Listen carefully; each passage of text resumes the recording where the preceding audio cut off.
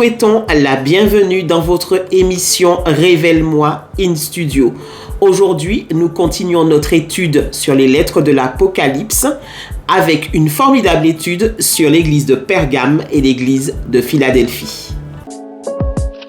Deux églises que nous retrouvons, avec l'une prenant place sur le siège de Satan et l'autre faisant face à une autre forme de persécution.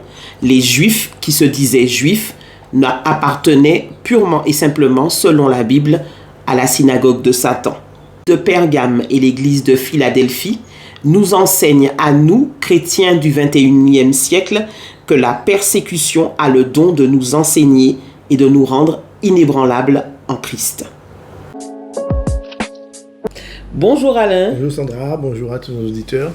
Bonjour à tous nos auditeurs fidèles qui regardent avec joie tous ces podcasts, notamment sur les églises que nous traitons dans cette période de difficulté et qui nous permettra en fait de vivre pleinement la grâce de Dieu. Amen. Alors nous avons déjà travaillé sur l'église d'Éphèse, ensuite nous avons travaillé sur l'église de Smyrne et l'église de Laodicée. Et puis aujourd'hui, nous nous attaquons à l'église de Pergame et à l'église de Philadelphie. Alors, comme Jean le disait dans l'introduction, on a ici deux églises qui sont persécutées et pourtant, on a aussi ici deux églises fidèles et persévérantes. Donc, là, il y a une question qui est en jeu là et puis un parallèle qui est mis entre la persécution et l'enracinement en Christ, n'est-ce pas Alain? Tout à fait, c'est-à-dire que nous avons, on l'avait vu dernièrement dans une des églises, où on parlait en fait on avait souhaité une bonne année, et on disait en fait qu'on vous souhaitait un peu de persécution.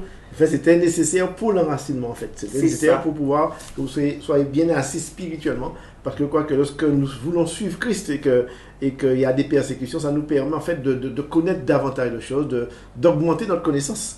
Parce qu'en fait, si nous n'avons pas de lutte ni de combat, c'est devant les difficultés en fait qu'on voit, qu'on prend du poids. Comme on dit en créole, c'est au pied du mur qu'on voit l'ouvrier. Donc, il faut de ces persécutions pour pouvoir avancer, pour pouvoir comprendre ce qu'est la parole de Dieu et son efficacité de la prière. Et puis il y a un verset qui nous dit que le disciple accompli sera comme son maître. En l'occurrence, le maître, il a été jusqu'à la croix. Tout à fait. C'est-à-dire que il dit même que tout ce qui m'est arrivé va vous arriver aussi. C'est-à-dire que nous allons passer par toutes les difficultés auxquelles Jésus-Christ a, peut-être moins, peut-être mais les mêmes difficultés, les mêmes souffrances, les mêmes épreuves, c'est pour nous aguerrir, c'est pour nous affermir dans la foi. Tout à fait. Donc c'est une nécessité de vivre des fois des situations difficiles. Tout à fait. Alors 1 Pierre 5, verset 10 nous dit « Le Dieu de toute grâce qui vous a appelé en Jésus-Christ à sa gloire éternelle, après que vous aurez souffert un peu de temps, vous perfectionnera lui-même, vous affermira, vous fortifiera et vous rendra inébranlable. » Voilà, donc il a bien dit que vous aurez souffert un peu de temps. Donc on voit bien que la souffrance dans le cadre de difficultés, fait partie de l'enseignement de Dieu. Et c'est là qu'on va voir en fait ce que vous allez devoir prier, vous mettre à genoux, intercéder, rechercher pour pouvoir trouver la solution. Donc c'est ça et Dieu va permettre à travers ce moment une augmentation de votre connaissance, de votre puissance et pouvoir intercéder en faveur d'autres personnes qui vivront les mêmes situations que vous. Quoi. Tout à fait. Donc il y a une forte corrélation entre les persécutions et puis l'enracinement. Tout à fait, voilà. Donc en fait, c'est une très, très forte corrélation. C'est-à-dire que pour pouvoir bien être enraciné, il faut avoir, c'est comme les arbres, lorsqu'ils ont les vents qui les poussent, eh bien, ils s'enracinent davantage. Exactement. Ils s'enracinent davantage. Ouais. Donc on ne peut pas, si un arbre doit être bien enraciné, il faut qu'il y ait des vents pour pouvoir en fait tester sa force. Tout à fait. Et c'est nécessaire pour lui. Alors, quand tu parles d'arbres, ça me fait penser aux cocotiers. À ce qui paraît, le système racinaire du cocotier va aussi profondément que le tronc, l'immensité de son tronc. Voilà. Donc, il faut effectivement, pour pouvoir faire face aux vents violents et à toutes sortes d'éléments extérieurs météorologiques, il faut qu'il ait un enracinement suffisant pour ne pas tomber au moindre vent et à la moindre brise. Voilà. Parce qu'en fait, c'est fait pour ça. En fait, donc les épreuves, le vent, comme les roches qui sont sous les rivières, ils sont enracinés. Donc, elles ne sont pas emportées comme ça. Donc, il faut qu'elles s'enracinent dans l'eau, dans la terre, Tout à fait. là où elles sont, dans leur milieu naturel pour pouvoir vivre là où elles sont.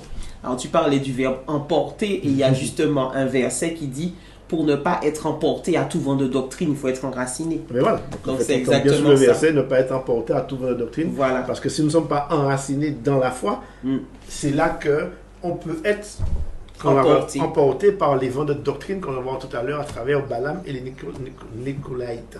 Amen. Nous allons faire un petit historique sur les deux villes, puisque, comme la dernière fois, ça nous permet de comprendre, en retraçant l'histoire, ça nous permet de comprendre les lettres qui ont été écrites et pourquoi elles ont été écrites et dans quelles conditions les gens vivaient à ce moment-là. Alors, l'église de Pergame, c'est une ancienne cité grecque qui est située à 25 km de la mer Égée, sur une haute colline. Alors, il faut savoir que la plupart des lettres ont été écrites dans des villes de Turquie. Donc, son ancien site est occupé de nos jours par une ville moderne qui s'appelle Bergame. Donc, ce n'est plus Pergame, mais Bergame. Donc, Pergame était connu pour son architecture et son urbanisme. Et puis, son urbanisme était assez d'avant-garde pour l'époque. Et ils avaient un centre culturel très, très actif avec une bibliothèque qui était pourvue d'environ 200 000 volumes. Et ils avaient une école de rhétorique très célèbre. C'était des gens qui étaient aguerris aux arts de la parole et ils aimaient énormément faire des joutes philosophiques. Donc ça, c'était pour l'historique de la ville de Pergame. Alors, l'église de Philadelphie, la ville de Philadelphie se trouvait aussi en Turquie. Elle était située au sud de l'ancienne ville de Sardes et son nom actuel, c'est Alaseir. Donc, vous allez pouvoir aller sur Google, mon ami. Si vous tapez le nom Alaseir, vous avez encore la possibilité de trouver la ville de Philadelphie qui a été construite sur une partie de la ville. La ville d'Alaseir a été construite sur une partie de la ville de Philadelphie. Voilà. Donc, Alaseir, c'est le nom de la nouvelle ville.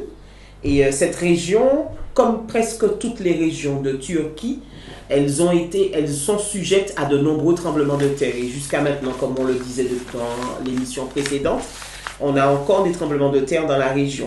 Donc, Philadelphie se trouvait à un carrefour important de la route postale de Rome en direction de l'ouest. Et elle avait une porte ouverte par laquelle elle pouvait partager l'évangile. Donc, quand le Seigneur parle de l'église de Philadelphie et qu'il dit « J'ai mis devant toi une porte ouverte », c'était une porte qui existait réellement. Il y avait une véritable porte physique. Voilà. Et par le biais de cette porte, ils avaient accès à tout l'Occident pour pouvoir diffuser l'évangile. Tout à fait. C'était des villes qui étaient en fait assez riches également. Tout à fait. En fait, il y avait une porte en fait qui passait de l'Orient à l'Occident et en fait, c'est qui permettait en fait de commerce extérieur et qui permettait en fait à ces villes de s'enrichir. D'où le cas en fait, on voit souvent que lorsqu'il parle à l'église, certaines églises, il dit toi tu es riche, mais tu es pauvre en même temps. Donc en fait, ce sont des villes qui s'enrichissent, mais en fait c'est à travers lesquelles effectivement on va retrouver des chrétiens qui seront là et Dieu va installer des églises. Paul va installer des églises dans ces villes. Il va parler à toutes ces personnes qui cherchent la face de Dieu. Et c'est là qu'en fait va s'installer beaucoup d'églises. Et c'est pourquoi il parle à toutes ces églises, Pergame, Philadelphie, Éphèse, Thyatire et la Odyssée. D'accord ? Amen. Alors nos deux textes de base, Apocalypse 2, versets 12 à 17. Alors ça c'est pour l'église de Pergame. Et puis Apocalypse 3, versets 7 à 13 pour l'église de Philadelphie. Nous commençons la lecture. Je vous invite à vous saisir de vos Bibles comme d'habitude. Écrit à l'ange de l'église de Pergame. Voici ce que dit celui qui a l'épée aiguë à deux tranchants. Je sais où tu demeures. Je sais que là est le trône de Satan. Tu retiens mon nom et tu n'as pas renié ma foi.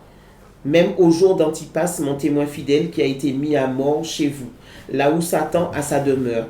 Mais j'ai quelque chose contre toi, c'est que tu as des gens attachés à la doctrine de Balaam, qui enseignait à Balak à mettre une pierre d'achoppement devant les fils d'Israël pour qu'ils mangent des viandes sacrifiées aux idoles et qu'ils se livrent à la débauche.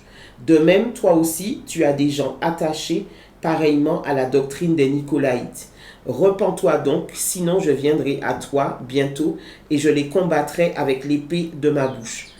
Que celui qui a des oreilles entende ce que l'Esprit dit aux églises. À celui qui vaincra, je donnerai de la manne cachée et je lui donnerai un caillou blanc et sur ce caillou est écrit un nom nouveau que personne ne connaît si ce n'est celui qui le reçoit.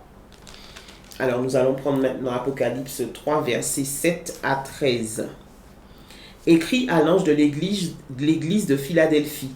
Voici ce que dit le Saint, le véritable, celui qui a la clé de David, celui qui ouvre et personne ne fermera, celui qui ferme et personne n'ouvrira. Je connais tes œuvres. Voici, parce que tu as peu de puissance, que tu as gardé ma parole et que tu n'as pas renié mon nom, j'ai mis devant toi une porte ouverte que personne ne peut fermer. Voici, je te donne quelques-uns de ceux de la synagogue de Satan qui se disent juifs et ne le sont pas, mais qui mentent. Voici, je les ferai venir se prosterner à tes pieds et reconnaître que je t'ai aimé. Parce que tu as gardé la parole de la persévérance en moi, je te garderai aussi à l'heure de la tentation qui va venir sur le monde entier pour éprouver les habitants de la terre. Je viens bientôt. Retiens ce que tu as, afin que personne ne prenne ta couronne. Celui qui vaincra, je ferai de lui une colonne dans le temple de mon Dieu, et il n'en sortira plus. J'écrirai sur lui le nom de mon Dieu et le nom de la ville de mon Dieu, de la nouvelle Jérusalem qui descend du ciel, d'auprès de mon Dieu, et mon nom nouveau. Que celui qui a des oreilles entende ce que l'Esprit dit aux églises. Amen. Donc, on voit que Pergame est celui en fait que Dieu en fait qualifie en fait qui est en difficulté. Parce qu'en fait, elle vit dans un endroit où il y a la synagogue de Satan. D'accord? Il a dit, tu retiens mon nom, tu n'as pas renié ma foi, même au jour d'Antipas, mon témoin fidèle, parce que Antipas, vous comprenez, Antipas a été tué, il a été sacrifié, et je crois que c'était une victoire pour lui, parce que c'était un témoin fidèle, c'est lui qui gardait la parole de Dieu et qui proclamait la parole de Dieu haut et fort. Donc il a été tué, et c'était pour ceux qui l'ont tué, c'était une victoire, mais pour Antipas, c'était aussi une victoire. Parce que la victoire venait il a gardé la foi jusqu'au bout. C'est-à-dire qu'il n'a pas renié Dieu. Et c'est pas, il dit, tu n'as pas renié ma foi. Je crois que c'est ce que Dieu nous demande dans les églises, de ne pas renier la foi. Parce que la Bible nous dit qu'à la fin des temps, la foi du plus grand nombre se refroidira. C'est ça. Donc du coup, la lettre à Pergame nous demande de ne pas renier la foi. C'est-à-dire que si nous devons persévérer, persévérons jusqu'au bout. Malgré les persécutions. Parce que mon témoin fidèle, Antipas s'appelle mon témoin fidèle, qui a été mis à mort chez vous, là où Satan a sa demeure. Et c'est là en fait que se retrouve Pergame. Pergame se retrouve dans l'antre même d'une ville, comme on l'a défini tout à l'heure, où Satan a son trône. C'est-à-dire que c'est là où il y a une grande oppression spirituelle, c'est-à-dire qu'il y a beaucoup d'oppression spirituelle où Satan désire détruire l'Église, et l'Église est en train de progresser parce que malgré toutes les souffrances, malgré toutes les épreuves, malgré toutes les doctrines qui veulent s'incruster dans l'Église, dont la doctrine de Balaam, on va en parler un petit moment, qui enseignait à Balak de mettre une pierre d'achoppement devant les fils d'Israël pour qu'ils mangent des viandes sacrifiées aux idoles et qu'ils se livrent à la débauche. En fait, on voit que la doctrine veut entrer dans l'église de Balaam. Tout à fait. Alors, Dieu a deux manières de se présenter aux deux églises. Et on peut faire une analogie. En fonction des églises, l'apôtre Jean donne une présentation de Dieu, une vision particulière de Dieu. Voilà. Alors, pour l'église de Pergame, il dit « Celui qui porte l'épée pointue coupant des deux côtés ». Donc, ça nous rappelle Hébreux 4, verset 12, car la parole de Dieu est vivante et efficace, plus tranchante qu'une épée quelconque, à deux tranchants, pénétrante jusqu'à partager âme et esprit. Donc ça, c'est ce qu'il dit à l'église de Pergame. Et on peut imaginer assez facilement pourquoi il disait à l'église, il se présentait comme l'épée qui a À deux tranchants. Voilà. C'est-à-dire que c'est l'épée en fait qui va couper, qui va servir, qui va séparer jointure et moelle, Exact. esprit et âme. Oui. Donc c'est l'épée à deux tranchants qui peut en fait, qui peut Juger bénir, convenablement. juger. Il y a le jugement, mais il y a aussi la bénédiction. Voilà. D'accord, qui peut faire les deux, parce que c'est la parole de Dieu. Qui dit parole de l'épée à deux tranchants, c'est la parole de Dieu, qui est une épée à deux tranchants, qui juge, mais également qui bénit. D'accord, qui délivre et qui peut condamner ceux qui restent dans l'impunité et qui peuvent aussi bénir ceux qui suivent la parole de Dieu. Tout à fait. Alors pour Philadelphie, il dit, voici le message de celui qui est saint et qui dit la vérité. Il tient la clé du roi de David, il ouvre et personne ne peut fermer, il ferme et personne ne peut ouvrir. Voilà. Donc là, on retient des mots-clés, sainteté, vérité, porte, et puis des clés. Ouais. Ce sont quand même des choses importantes. Voilà, donc ça c'est les éléments même de la foi. Sainteté, nous sommes saints par Jésus-Christ, par son sang, par sa parole et par son esprit. La vérité, Jésus est le chemin, la vérité et la vie. Jésus a dit qu'il est la porte et personne ne peut venir au Père que par moi. Je suis la porte. Et il a donné à Pierre les clés du royaume Tout à fait. de Dieu. Donc en fait, ces éléments-là, on les retrouve dans la Bible à travers certains versets qui nous montrent en fait clairement que il reprend en fait ces versets. Tout à fait. Pour pouvoir montrer qu'en fait, je suis celui qui a déjà parlé à travers les évangélistes et qui ont parlé à travers Marc, Luc et les autres, et qui parlent maintenant à Jean et qui rappellent en fait ces éléments de sainteté, de pureté pour lesquels nous devons appliquer dans notre vie. C'est ça. Alors, et tout à l'heure, on était en train de dire que dans l'historique, on a vu que l'église de Philadelphie, elle avait réellement une vraie porte physique. Tout à fait. Et donc, la dernière émission pour la Odyssée et Smyrne, je me souviens que tu disais que Dieu nous parle par des éléments que nous connaissons. Voilà. Donc, Dieu pouvait parler à l'église de Philadelphie de portes, de clés, etc. Parce qu'effectivement, ils en avaient la représentation dans leur tête, étant donné que dans leur ville, il y avait effectivement une porte matérialisée qui leur permettait d'entrer et de sortir de la ville. Voilà. Et on voit que parallèlement à Pergame vit là où Satan sa demeure.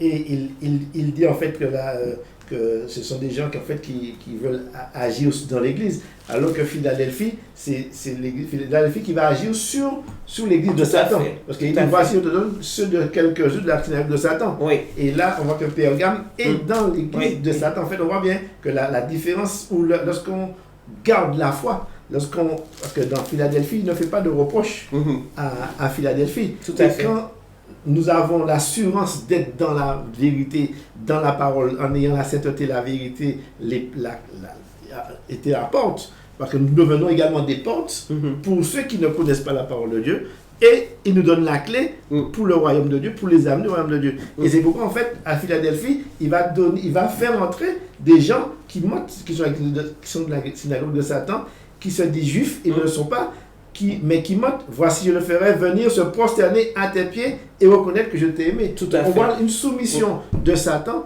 à cette église qui garde la parole de Dieu. Et de même, nous, si nous gardons la parole de Dieu, Satan n'a aucun pouvoir. C'est ça. Alors que dans Pergame, ils pouvaient avoir un pouvoir parce qu'ils n'étaient pas totalement fidèles. D'accord? Même s'ils étaient sans reproche, mais on voit une différence sensible, mais qui est subtil, je dirais, comme tu dis. Subtil, parce qu'en fait, celle de Philadelphie est sans reproche et tu as peu de puissance. Tu as gardé ma parole et que tu n'as pas renié mon nom. J'ai mis devant toi une porte ouverte, dont on parlait. Pardon, une porte ouverte. Et je crois que c'est là en fait que personne ne peut fermer. Et c'est là en fait que nous devenons des portes. Parce que nous sommes des fils de Dieu, nous sommes enfants de Dieu. Et ceux qui s'approchent de Dieu, qui veulent venir à Dieu, passent par nous pour pouvoir connaître la parole de Dieu. Tout à fait. Et on voit que même ceux de Satan, ils viennent se prosterner pour reconnaître Jésus-Christ comme Sauveur et Seigneur. S'ils veulent se repentir. Tu as tellement raison, parce que je lisais quand je faisais les recherches historiques, on voit que la ville de Philadelphie elle a été à l'origine d'un puissant réveil. Voilà. Et effectivement, c'était une porte pour... je crois que c'est l'église de Philadelphie Oui. qui a fait la chrétienté de tout l'Occident. Voilà. Parce que c'est par eux que tout passait. Donc, ils ont contribué à l'évangélisation de tout l'Occident. L'Occident, même aux États-Unis, en fait, dans le pays du Nord également. Voilà. Ouais. Donc, c'était vraiment une porte spirituelle dans le bon sens. Tout à fait. Alors, contrairement à l'église de Pergame, qui était une porte spirituelle dans l'autre sens. Tout à fait, voilà. Puisqu'ils étaient construits dans le lieu où habite justement l'ennemi. Voilà. Et c'est ça, c'est l'ennemi qui régnait là, en fait. Et là, il régnait, donc en fait, la porte était pour tous ceux qui veulent s'éloigner de Dieu pour aller vers Satan. Alors que Philadelphie, c'était tous ceux qui veulent sortir de Satan et s'approcher de Dieu. Voilà. Donc, on voit bien que c'est très clair là-dessus. Et on voit que, parce que c'est une église fidèle, en fait. Tout à fait. Philadelphie, c'est une église fidèle. Et il nous dit clairement que, parce que tu as gardé la parole de la persévérance, en moi, je te garderai aussi à l'heure de la tentation qui va venir sur le monde entier pour éprouver les habitants de la terre. Donc en fait, ceux qui se sont fondés et qui sont enracinés, on parle tout à l'heure d'enracinement, pour ne soyons pas emportés à tout vent de doctrine, eh bien ceux qui sont fondés et enracinés en Christ, eh bien même les doctrines de Satan, les plus pernicieuses qui soient, on va avoir le discernement pour pouvoir les détecter. Deux églises, deux portes spirituelles, comme on était en train de le dire juste à l'instant. Pour l'église de Pergame, dans Apocalypse 2 au verset 13, on peut lire « Je sais où tu habites. Le siège de Satan est à cet endroit. » Et ensuite, on peut lire « Antipas, mon témoin fidèle, a été tué chez vous, là où Satan habite. » Donc on a ici clairement une porte spirituelle, mais une porte spirituelle satanique. Voilà. Tout simplement. Savoir que ces portes existent réellement. Oui, elles existent. Jusqu'à de nos jours. Elles Il y a existent. certains pays où Satan a sa demeure. Et où c'est là qu'il va donner tous ses ordres pour la terre entière. Tout à fait. Alors, au verset 14, il dit chez toi, il y a des gens qui suivent l'enseignement de Balaam. Balaam qui conseillait à Balak de tendre un piège aux Israélites. Il voulait qu'ils mangent les animaux offerts en sacrifice aux faux dieux et qu'ils abandonnent le vrai Dieu. Donc en fait, si on discute un petit peu sur la question de Balaam, on dit ça dans Nombre 22, 23, 24, c'est-à-dire que Balaam était en fait, on peut le qualifier de prophète et faux prophète, ou alors, comme Balak le disait, un devin. En fait, certains vont dire... il y a débat sur la question. Mais en fait, bien qu'il ait reçu dans Nombre 24 des révélations sur le peuple de Dieu.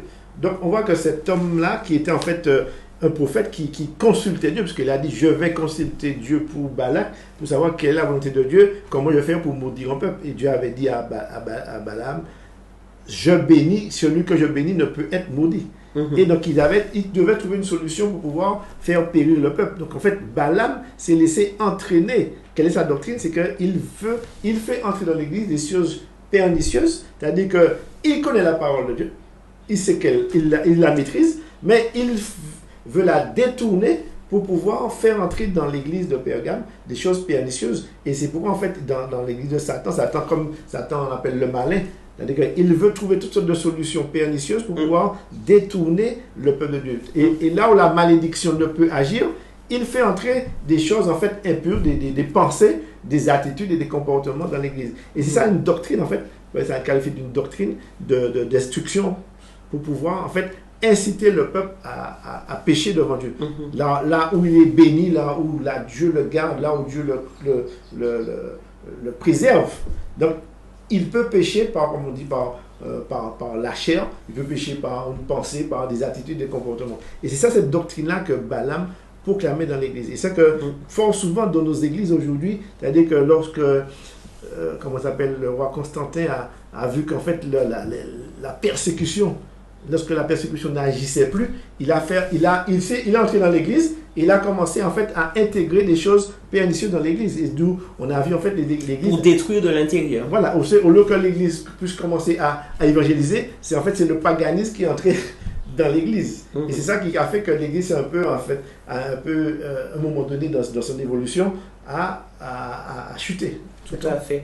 Alors, nous vous invitons quand même à aller relire l'histoire de Balaam et de Balak. Vous allez trouver, comme Alain disait tout à l'heure, dans Nombre 23, Nombre 24 Et puis, vous continuez Nombre 25, vous allez comprendre...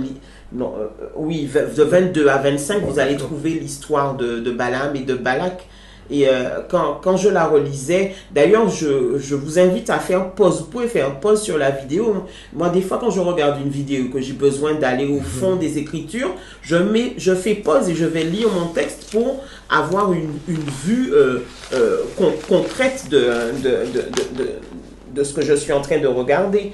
Et c'est une histoire qui pose question parce qu'effectivement, on a ici un prophète, prophète que moi-même j'ai du mal à appeler prophète parce que en finale de compte, à la fin, on se retrouve avec quelqu'un qui a permis au roi, finalement, de faire entrer une nouvelle doctrine à l'intérieur de l'Église à la fin. Enfin, ils ont introduit une nouvelle doctrine et finalement, ils ont fait introduire comme un cheval de Troie. Voilà. C'est un espèce de cheval de Troie qui a pris place à l'intérieur pour détruire l'Église de l'intérieur. Voilà. Et je me dis qu'un prophète, en tant que tel, n'est pas censé agir contre le peuple d'Israël. Donc, et puis, il y a quelques petits mots qui ont attiré mon attention. Quand on décrit Balaam, des fois on parle de lui en tant que devin. Donc, ensuite on parle de lui en tant que voyant. Bon, les puristes vont me dire que des fois les prophètes étaient appelés aussi des voyants. Mais à un moment donné, on dit qu'il tira au... Il ne consulta pas l'Éternel avec les choses magiques qu'il avait l'habitude de faire. Donc, on voit bien que c'était quelqu'un qui... Il tâtonnait des deux côtés, d'un côté et de l'autre. Mais il était très bien au courant de la chose spirituelle. Et il s'est laissé séduire par l'appât du gain. Parce que déjà le roi Balak lui dit, si tu maudis le peuple, je te donne toutes sortes de choses. Et peut-être qu'à un moment donné, il s'est laissé séduire, mais le Seigneur n'a pas permis qu'il maudisse le peuple d'Israël. Et ça pourrait encourager quelqu'un qui nous regarde pour cette émission-là. Quand bien même une malédiction, quelqu'un a essayé d'envoyer une malédiction contre vous, des fois, le Seigneur peut se sentir du voyant, se servir du voyant ou de la personne que l'autre a consultée pour lancer une bénédiction. Et c'est ce qui s'est passé pour Balaam. Au moment où il devait maudire, il a dit non, il ne peut pas maudire parce que Dieu parlait par sa bouche et Dieu le poussait à bénir. À 3 reprises, il a béni le peuple. On peut d'ailleurs prendre Nombre 23, des versets 7 à 9, et vous allez voir qu'à plusieurs reprises, au lieu de maudire, il a béni. Voilà. Nombre 23, versets 7 à 9. Et c'est là où Balaam, qui était censé prononcer une malédiction, la parole de Dieu va agir en lui. Et qu'est-ce qu'il va dire? Balaam prononça son oracle et dit, Balak m'a fait descendre d'Aram, le roi de Moab m'a fait descendre des montagnes de l'Orient. Viens, maudis-moi Jacob. Viens, sois irrité contre Israël. Comment maudirais-je celui que Dieu n'a point maudit? Comment serais-je irrité quand l'Éternel n'est point irrité? Je le vois du sommet des rochers, je le contemple du haut des collines. C'est un peuple qui a sa demeure à part et qui ne fait point partie des nations. Qui peut compter la poussière de Jacob? Tu peux prendre aussi Nombre 23, versets 18 à 22. Balaam prononça son oracle et dit, lève-toi Balak, écoute, prête l'oreille, fils de Tsippor. Dieu n'est point un homme pour mentir, ni un fils d'un homme pour se repentir. Ce qu'il a dit, ne le fera-t-il pas? Ce qu'il a déclaré, ne l'exécutera-t-il pas? Voici, j'ai reçu l'ordre de bénir. Il a béni, je ne révoquerai point. Il n'aperçoit point d'iniquité en Jacob. Il ne voit point d'injustice en Israël. L'Éternel, son Dieu, est avec lui. Il est son roi, objet d'une allégresse. Dieu l'a fait sortir d'Égypte. Il est pour eux la vigueur du buffle. L'enchantement ne peut rien contre Jacob, ni la divination contre Israël. Autant marqué, il sera dit à Jacob et à Israël qu'elle est l'œuvre de Dieu. C'est fort ça. L'enchantement ne peut rien contre Jacob. Et contre nous. Et la divination ne peut... Et c'est là où on voit que c'est un devin parce que on parle de divination. Et en ce temps-là, faire de la divination, c'était interdit. Tout à fait. Et pourtant, il le pratiquait puisqu'on dit que la divination ne peut rien contre le peuple. Donc c'est là où nous pouvons être encouragés. Hein, en faisant partie du peuple de Dieu, l'enchantement ne peut rien contre vous et la divination non plus ne peut rien contre vous. Tout à fait. Même en voulant prononcer des paroles de malédiction, c'était des paroles de bénédiction qui sortaient de sa bouche. Voilà, donc en fait, c'est pourquoi Dieu a dit que personne ne peut maudire ce que Dieu a béni. Donc quand nous appartenons à Christ, c'est que nous sommes dans l'église de Philadelphie. C'est-à-dire que nous sommes faibles. Et c'est que Paul disait, quand je suis faible, c'est alors que je suis fort. C'est ça. Et c'est là en fait que dans toute notre faiblesse, dans toutes nos difficultés que nous rencontrons chaque jour, et c'est là que nous devrions nous sentir forts parce que nous recevons la bénédiction, même que quelqu'un de n'importe qui, mais de Balaam, même qui disait que je bénis. C'est-à-dire que même Satan ne peut maudire ce que Dieu a béni. C'est ça. Parce qu'il dit qu'il n'y a pas de malédiction sans cause. Et Satan ne pouvait rien faire. Même les enchantements, tout ce qu'il pouvait faire contre nous n'a pas de pouvoir sur ce que nous sommes devenus en Jésus-Christ.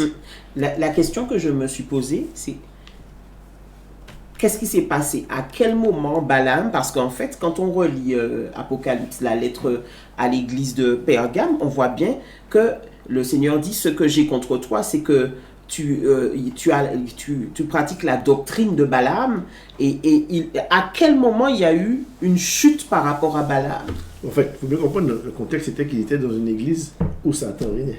C'est-à-dire que Satan était en tête, c'était là où Satan avait son siège. Donc il est vrai que c'était très pernicieux de pouvoir se laisser des gens qui peut-être entraient dans l'église, qui se disaient chrétiens, qui voulaient être chrétiens, mais en fait qui cherchaient à corrompre l'église de Dieu. Donc Satan, c'est ça, il va se déguiser, parce que, comme il dit, il y a des loups qui se déguisent en brebis et qui viennent dans l'église. Donc veillez et priez pour discerner toutes ces personnes qui semblent être des brebis, mais en fait qui sont au fond des loups. C'est là en fait qu'il faut persévérer pour ne pas se laisser tromper.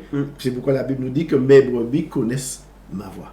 D'où l'importance de connaître la parole, de la lire, de la relire encore, de la méditer, de la choyer, pour pouvoir comprendre quel est le sens de la parole de Dieu. Et ce que Philadelphie faisait, il mettait en pratique simplement la parole de Dieu. Et c'est pourquoi il n'a pas renié la foi. Antipas, témoin fidèle, n'a pas renié la foi. Il a gardé jusqu'au bout, malgré les persécutions, et il a tenu ferme. Donc nous aussi, nous pouvons réussir. Même Étienne qui a été lapidé, il voyait que ce qu'il voyait dans le ciel, il voyait le ciel ouvert. Donc je crois que les persécutions ne peuvent pas nous empêcher de croire et ne peuvent réduire notre foi à néant. C'est pourquoi il est important d'en parler, parce que l'heure de la tentation arrive. Et c'est pourquoi, en fait, il dit à Philadelphie, je te préserverai de l'heure de la tentation. Si nous ne méditons pas et nous gardons pas la parole de Dieu fermement dans notre cœur, l'heure de la tentation peut être difficile.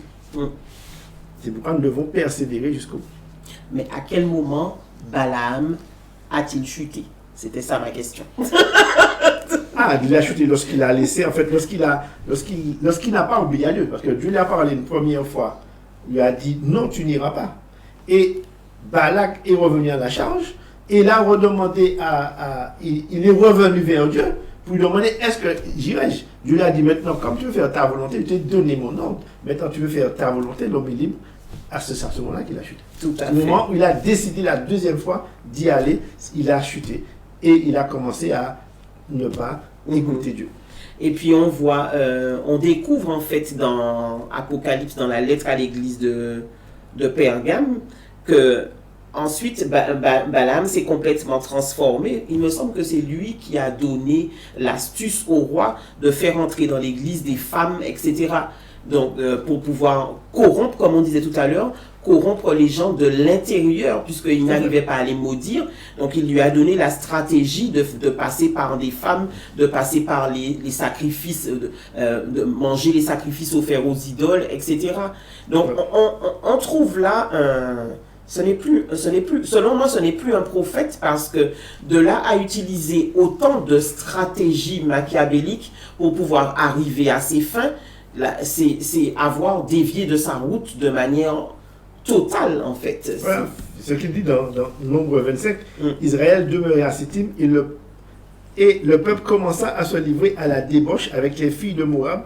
Elles invitèrent le peuple au sacrifice de leur Dieu, et le peuple mangea et se prosterna devant leur Dieu. Et c'est ça en fait que la doctrine, c'est les deux choses que Dieu n'aime pas, c'est l'idolâtrie. L'idolâtrie et les murmures.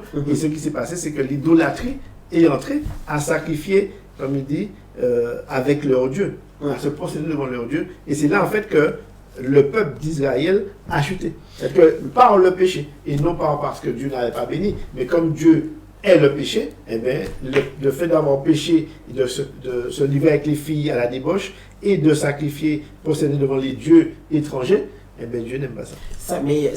Ça pose question. Hein. Quand on voit quelqu'un inspiré parce qu'il entend la voix de Dieu, Dieu lui parle, Dieu lui donne des directives.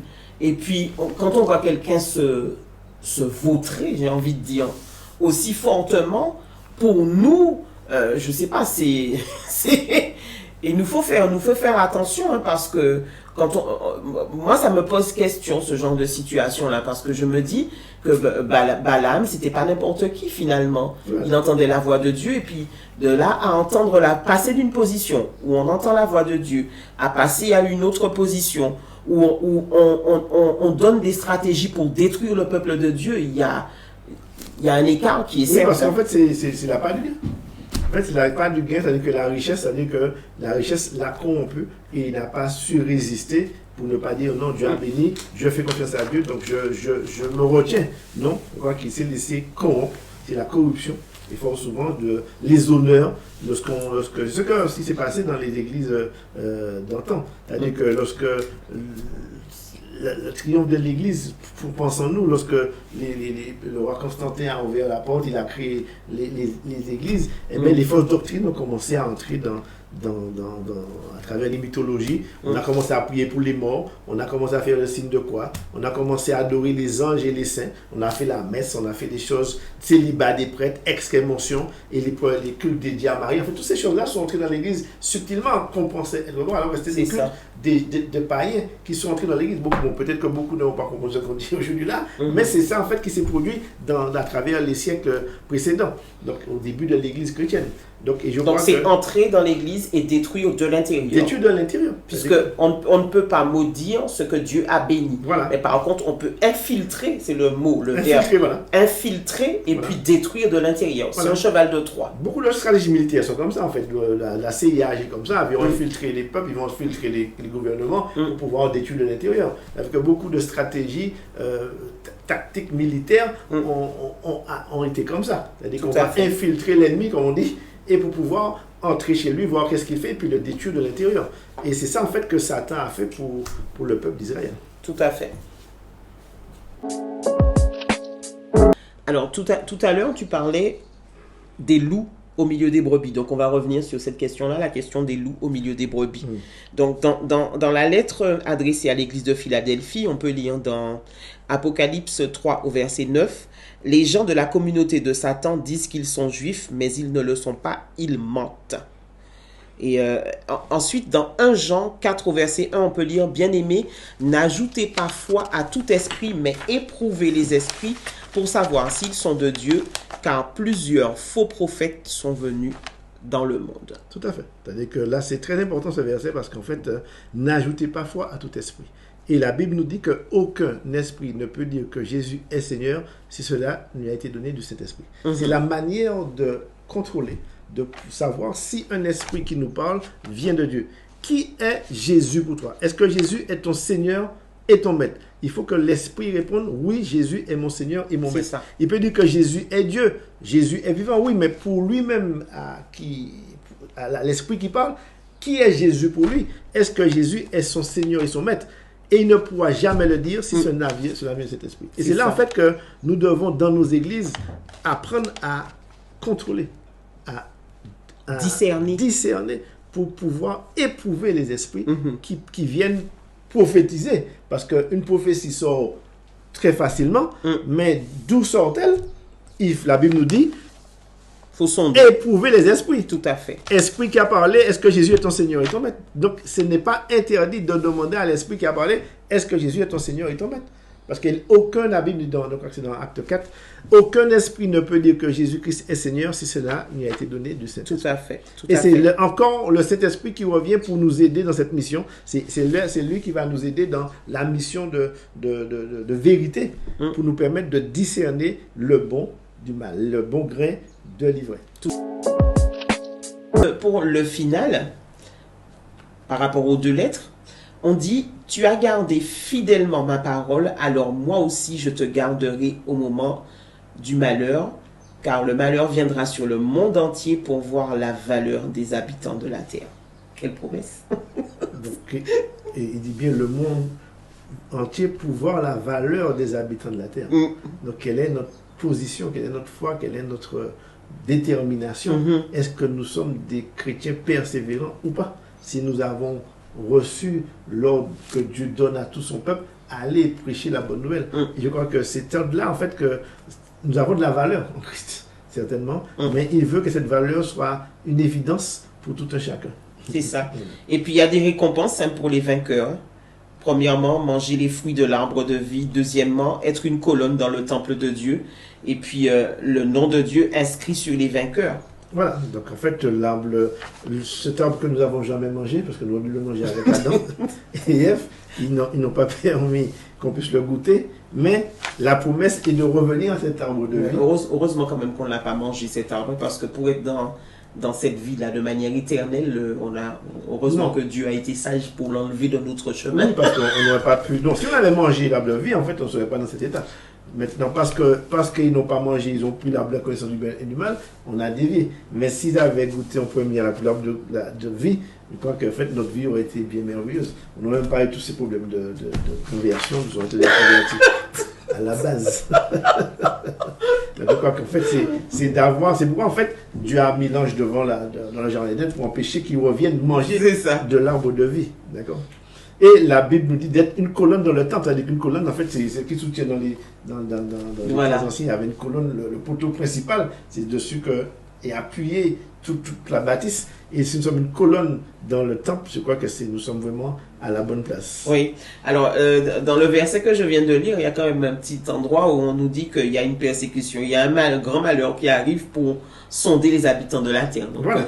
C'est à l'heure de la tentation. Voilà. C'est l'heure de la tentation. C'est-à-dire que Dieu va nous préserver de l'heure de la tentation. C'est-à-dire que de l'heure où la tentation viendra sur le monde, où nous, en tant que chrétiens affermis, ceux qui veulent garder la parole avec persévérance, la méditer, ben, on sera gardé de l'heure de la tentation. Cependant, elle viendra. Elle viendra.